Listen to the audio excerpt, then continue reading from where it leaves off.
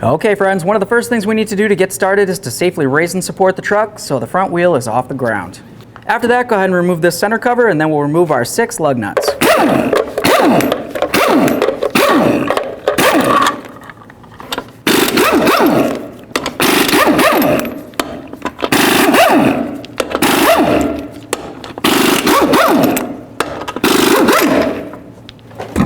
Let's get the wheel off of here. Alright, now that our wheel's off, we have a nice clear view of our upper control arm here. You're going to see that you have 2 mounting bolts, one in the front here and one in the rear right there. Also, what you're going to notice, underneath this control arm is where your knuckle is going to be. If you were to look from the front or the back side of this is where you're going to see your ball joint nut. Let's remove all those. For the ball joint nut, you're going to see that it has a locking cotter pin. You're going to need to get that right out of there, and then you can remove the nut. There we are. Alright, so we've got this so it's pretty much at the bottom, last couple threads. Let's leave it just like that and move along to the top area of this control arm. Up along the top, we're going to go ahead and remove this nut right here. I'm going to use a wrench to hold the bolt that's coming through from the bottom.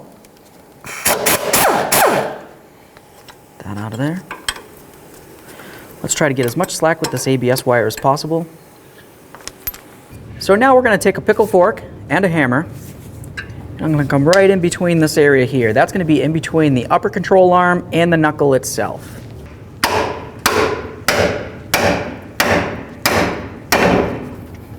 Now let's continue on to removing our caliper slider bolts so we can get the caliper out of the way.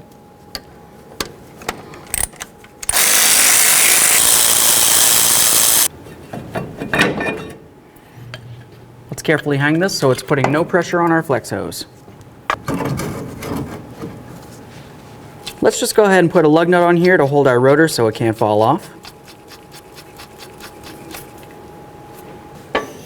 Now let's carefully just apply a little bit of pressure underneath the lower control arm so we can continue on by getting the nut off of here. Just going to put a pry bar right through here, a little bit of leverage, and I can take that nut right off. Just want you to pay special attention to your inner CV boot. If you were to let down on your control arm, you're going to be able to see that this is going to be able to pull out. That's going to separate the CV joint that's in here, and it might be a little difficult to push back in. So before you let the knuckle come down, just go ahead and support it with something like a bungee cord. So now, following your upper control arm up to where it meets to the body of the vehicle, you're going to see that there's going to be a mounting bolt. That mounting bolt has an adjustment point right here. We want to essentially mark where this adjustment is to where it is on the frame of the truck. You can do that with a crayon, a marker, chapstick, or even a little punch with a hammer. Just going to make a nice little line so that way there I know exactly where it's supposed to go. Now let's just do the same to the front. Alright, so let's go ahead and hold the bolt side with our wrench, and then we're going to remove the nut.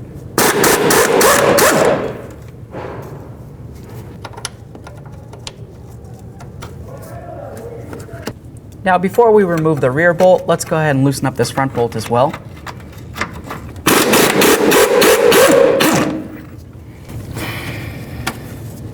Now let's start removing the bolts. It's going to be helpful to remove these by taking the washer that's on it and just kind of sliding it towards the body of the truck as you remove the bolt. There we are. Do the same to the front. Now let's use a pry bar and get this out of here. There it is, friends. So now let's take a quick look at our control arms and just make sure you're dealing with the right side. They're going to be a different shape, and then overall you're going to notice that if you had the wrong side, this hole is going to be located on the opposite side than the original. This looks perfect, so let's continue on to the original control arm. We're just going to grab these little clips right here. Now we'll transfer them over to the new control arm, and then we'll get ready to install the new control arm.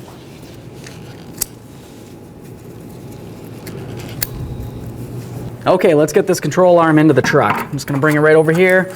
We'll get it lined up with our holes. We're going to take our front bolt, start that one in from the inside facing towards the front, and then we'll do the rear from the front to the rear.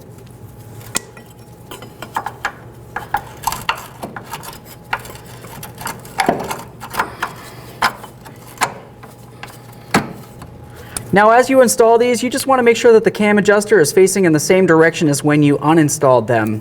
We have those marks lined up right there, so we want to make sure that they're lined up before we go ahead and snug anything up.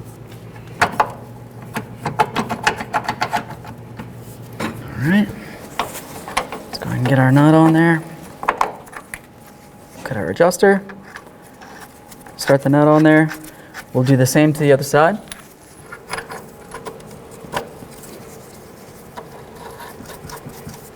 So now before we can snug up those bolts, we want to make sure that the upper control arm is pretty much flat along this area here. You want that to be flat and level with the ground. So essentially it's almost like you have your wheels on the ground before you snug this up.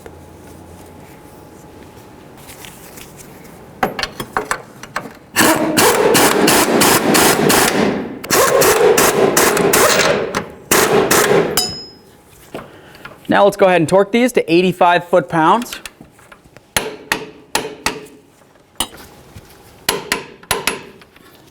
So now I'm just going to go ahead and line this up so the ball joint's getting ready to come through my knuckle. Then I'll take a nice pry bar and I'm just going to carefully pry down on this and set it into the hole. Get this lined up. Go ahead and pry down on that. Let's get our nut on there.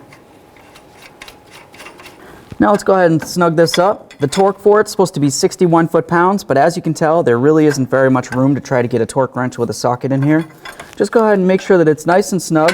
Then of course you're going to line up the slot of the nut with the hole in the ball joint.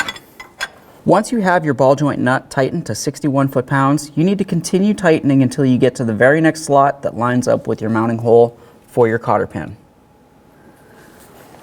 Once you have that all lined up, let's continue on by putting our locking cotter pin inside there, and then once it's through, just go ahead and peen it over. So now let's go ahead and grab onto our ABS wire, and we have our mounting point here. That's going to line up exactly with the hole on the ball joint. And then we're going to take our mounting bolt and our mounting nut, come right up through the bottom of that control arm and up and through the ball joint.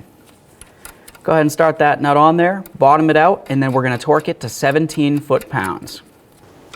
Now I'm just going to hold that bolt head from underneath, and we'll continue on tightening this up.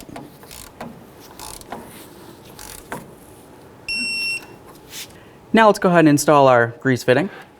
Just go ahead and slide that right into that ball joint, screw it in till it bottoms out, and just give it a teeny bit more with your 1/4-inch ratchet. That feels perfect. Now let's lower this control arm.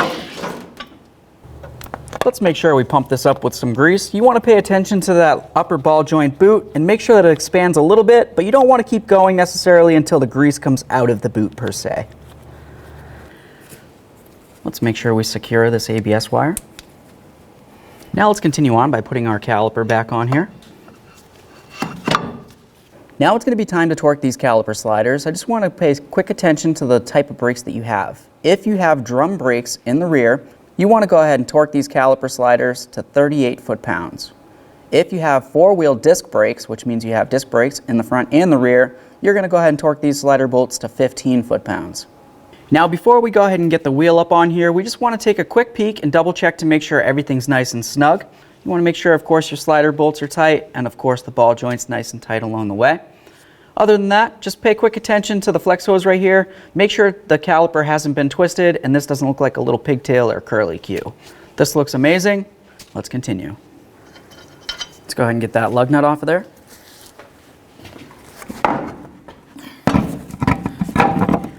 Reinstall your wheel, snug up all of your lug nuts, and then torque them to 140 foot-pounds.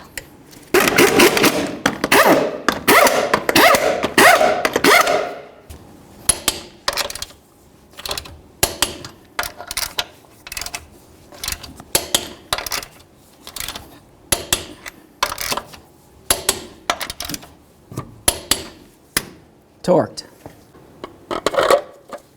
Put on your center cover.